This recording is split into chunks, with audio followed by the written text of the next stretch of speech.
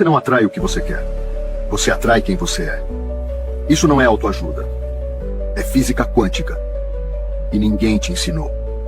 No campo quântico, todas as realidades existem ao mesmo tempo. Tem uma versão sua que já está vivendo o que você sonha. Seu trabalho é se alinhar com ela. Seus pensamentos são elétricos. Suas emoções são magnéticas. Juntos criam uma frequência. E a realidade espelha isso de volta. Você não experimenta o mundo. Você experimenta seu sistema nervoso.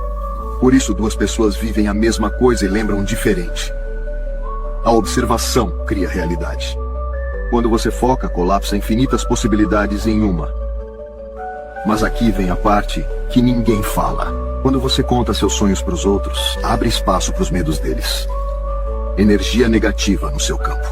Criança sonha ser super-herói e acredita. Até alguém falar que não pode. O outro interferindo no seu campo. Por isso, proteja seus sonhos.